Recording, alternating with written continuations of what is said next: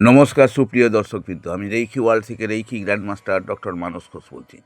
বন্ধুগণ, আজকের এই ভিডিওতে আমরা জানব সিজিল কি। সিজিল কি সত্যি ইচ্ছা পূরণ করে? সিজিল কি অর্থ আনতে পারে? এবং লাস্টে আমরা শিখব সিজিল বানানোর সহজ পদ্ধতি। তো বন্ধুগণ, সিজিল কিভাবে কাজ করে সেই বিষয় নিয়ে আমি তো বলবই। তার আগে আমি আপনাদের কাছে অনুরোধ করছি ভিডিওটি শেষ পর্যন্ত দেখবেন, কারণ আমি একটু আগেই বললাম যে সিজিল বানানোর যে গোপন নিয়ম, যেটা খুব কম মানুষই জানে, সেই নিয়মটি আমি আপনাদের শিখিয়ে দেব। তো এখন প্রথমেই জানি সিজিলটা কি। সিজিল হলো একটি বিশেষ প্রতীক বা চিহ্ন, যার মধ্যে লুকিয়ে থাকে একটি নির্দিষ্ট ইচ্ছা বা উদ্দেশ্য। সহজ ভাষায় ইচ্ছাকে চিহ্নে রূপ দেওয়া, সেটাই হচ্ছে সিজিল। এটা কোনো সাধারণ আঁকিবুঁকি নয়, এটা অবচেতন মনের ভাষা। আমরা কথা বলি ভাষায়, কিন্তু অবচেতন মন কাজ করে ছবি, চিহ্ন এবং প্রতীকে। বন্ধুগণ, সিজিল সম্পর্কে আপনাদের যদি এর আগে ধারণা না থাকে, তাহলে আপনারা একটু একটু করে বোঝার চেষ্টা করুন। আমি কয়েকটি ভিডিও সিজিলের ওপর দেব, তাহলেই আপনারা পুরো বিষয়টা মোটামুটি জানতে পারবেন। এখন সিজিল কোথা থেকে এলো সেই বিষয়ে আপনাদের জানাচ্ছি একটু।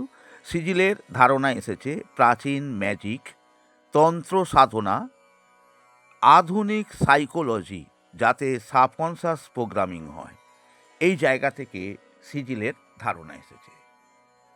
আজকাল reiki healer, manifestation coach, energy ওয়ার্কাররাও এই সিজিল ব্যবহার করেন। এখন জানুন সিজিল কিভাবে কাজ করে। সিজিল কাজ করে 3টি স্তরে। সিজিল মূলত অবচেতন মনের মাধ্যমে কাজ করে। আপনারা জানেন, অবচেতন মন অর্থাৎ সাবকনশাস মাইন্ডে আমরা যদি কোনো ধারণাকে প্রবেশ করাতে পারি, তাহলে সেই ধারণা অনুযায়ী আমাদের কাজ সঠিকভাবে হবে। আমরা এই যে কথা বলছি, আমাদের এই যে চিন্তা ভাবনা, এগুলো সবই কনসাস মাইন্ডের বিষয়।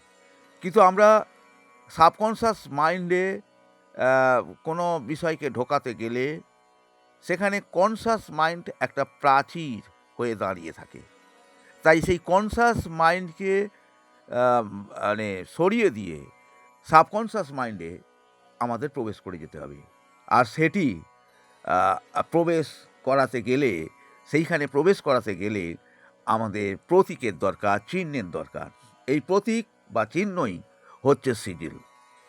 তো বন্ধুগণ, এটা মনে রাখবেন, আপনি যখন একটা সিজিল বানান, তখন আপনার ইচ্ছা অবচেতন মনে ঢুকে যায়।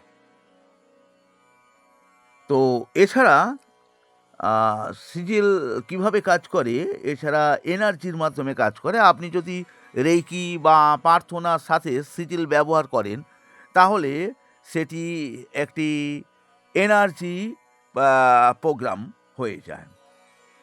আর তৃতীয়ত বিশ্বাস সিজিলের দ্বারা, সিজিলের একটা জ্বালানি, বুঝতে পারলেন?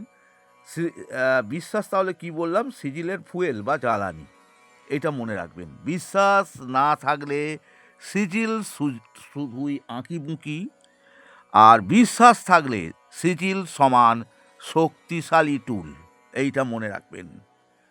এখন সিজিল কি কি কাজে লাগে? অর্থ ও সাফল্যের জন্য সিজিলকে কাজে লাগানো যায়। সুরক্ষা বা প্রোটেকশন, এ কাজেও লাগানো যাবে। হিলিংয়ের কাজে লাগানো যাবে। আত্মবিশ্বাস বাড়াতে কাজে লাগানো যাবে। নেগেটিভ এনার্জি সেই নেগেটিভ এনার্জিকে ব্লক করতেও এই সিজিল ব্যবহার করা হয়, যাতে নেগেটিভ এনার্জি না আসে।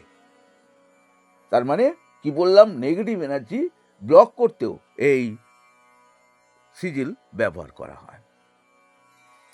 একটি কথা অবশ্যই মনে রাখবেন, এক সিজিল সমান এক ইচ্ছা। প্রতি ইচ্ছার জন্যে একটাই সিজিল হবে।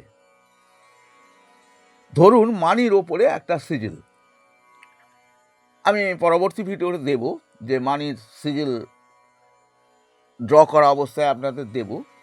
সেখানে আমি হয়তো গোটা 5 মানির ওপরে সিজিল দিলাম, তার মধ্যে আপনাদের বললাম আপনি যে কোনো একটা সিজিলকে বেছে নিয়ে ওটা খাতায় ড্র করে তারপর যা করতে হয় সেগুলো আমি বলে দেবো, সেটা করবেন।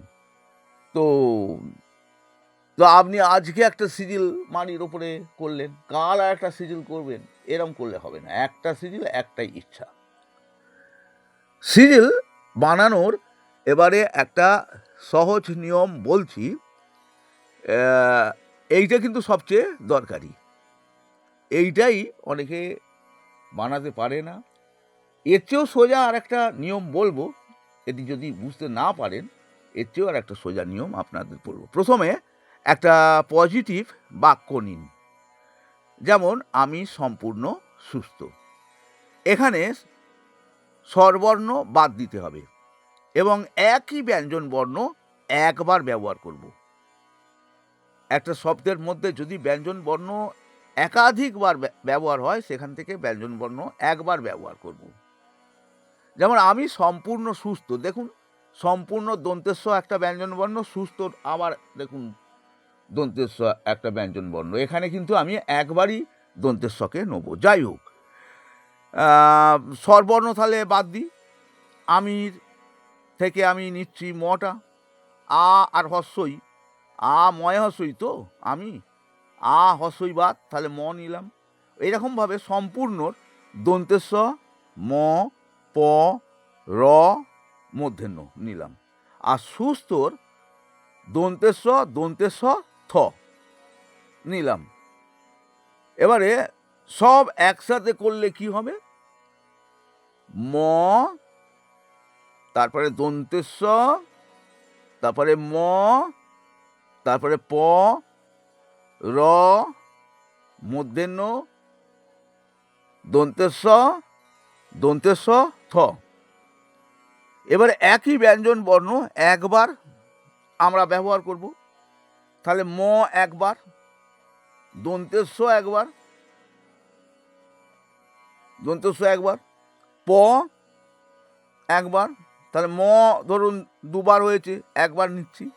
সেরকম দন্তেস্ব একাধিকবার হয়েছে, সেখানে আমি একবার নিলাম দন্তেস্ব। প একবার, র একবার, মূর্ধন্য একবার, থ একবার।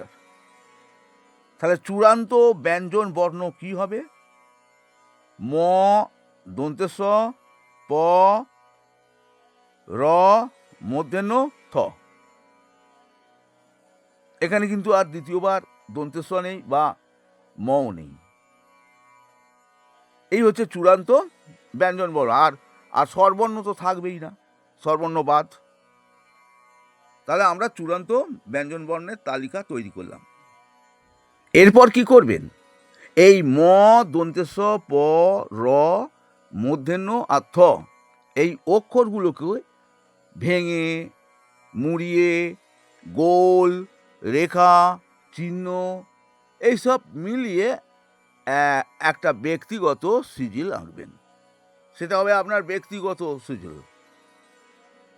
আমি অনেকটা বলে দিলাম, এরপরও এই জায়গায় বুঝতে অসুবিধা থাকলে বন্ধুগণ আমাদের ক্লাসে অবশ্যই যোগ দিতে হবে, কারণ এই ভিডিওর মাধ্যমে এর চেয়ে বেশি আর বোঝানো যাবে না। তো যাই হোক, কেন এই নিয়ম সেটা এখন আমি বলতে চলেছি। অবচেতন মন প্যাটার্ন বোঝে, পুনরাবৃত্তি বাদ দিলে সিজিল আরও সংক্ষিপ্ত ও শক্তিশালী হয়। আচ্ছা, অবচেতন মন ভাষার চেয়ে প্যাটার্ন বোঝে।